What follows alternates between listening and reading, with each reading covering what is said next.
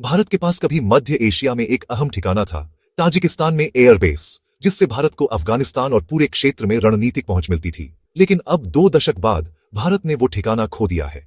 आखिर भारत को ये एयरबेस कैसे मिला और अब क्या हुआ, आइए पूरी कहानी समझते हैं। ताजिकिस्तान का एयरबेस कोई आम एयरफील्ड नहीं था, ये भारत के लिए स्ट्रेटेजिक डेप्थ था।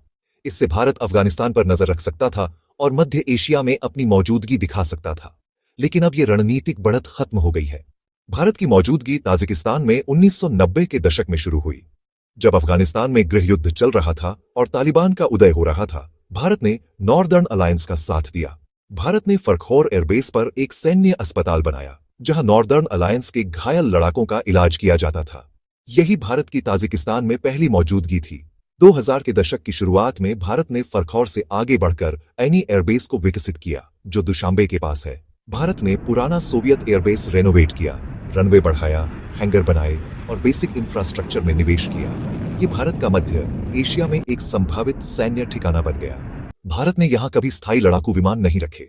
इस बेस का इस्तेमाल सीमित रूप से किया गया, जैसे हेलीकॉप्टर सपोर्ट, ट्रांसपोर्ट, मेंटेनेंस और मेडिकल मिशन के लिए। 2021 में जब अफगानिस्तान से निकासी हुई तो आईनी बेस का इस्तेमाल लॉजिस्टिक सपोर्ट पॉइंट के तौर पर किया गया। आईनी से निकासी के दौरान भारत ने चिकित्सा, मेंटेनेंस और ट्रांसपोर्ट सपोर्ट का समन्वय किया, सुरक्षित, चरणबद्ध और बिना शोर शराबे के। यही ऑपरेशन इस मिशन का शांत लेकिन निर्णायक हिस्सा था।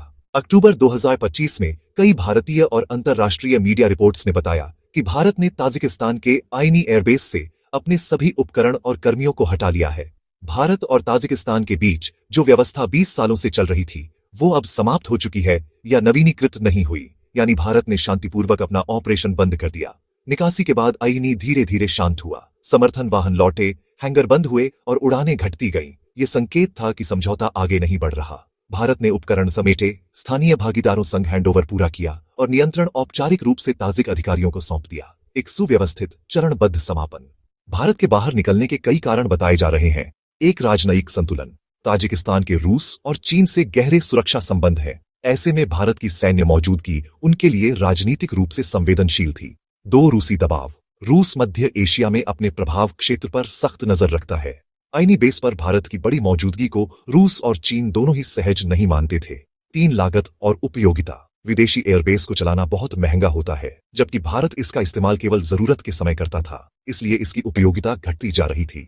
4, कॉन्ट्रैक्ट समाप्त होना। दोनों देशों के बीच जो समझौता था उसकी समय सीमा खत्म हो गई और शायद उसे बढ़ाया नहीं गया। अब इसका असर क्या हुआ?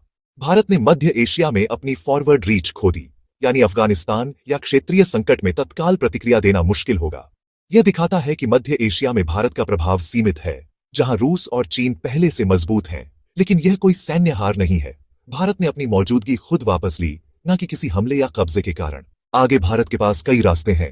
मध्य एशिया के देशों के साथ आर्थिक और राजनयिक संबंध मजबूत करना, लंबी दूरी की सैन्य क्षमता और निगरानी तकनीक में निवेश बढ़ाना और बहुपक्षीय मंचों के जरिए नए सुरक्षा विकल्प तलाशना।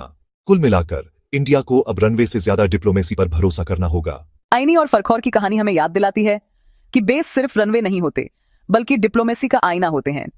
अगर आपको ये एक्सप्लेनर पसंद आया तो वीडियो को लाइक करें, सब्सक्राइब करें और कमेंट में बताइए, क्या भारत को फिर से मध्य एशिया में बेस बनाना चाहिए या अब नई रणनीति अपनानी चाहिए? आपके जवाब अगले वीडियो में पढ़े जाएंगे। स्रोत: भारतीय और अंतर्राष्ट्रीय media reports, open source satellite imagery और रक्षा विश्लेषण।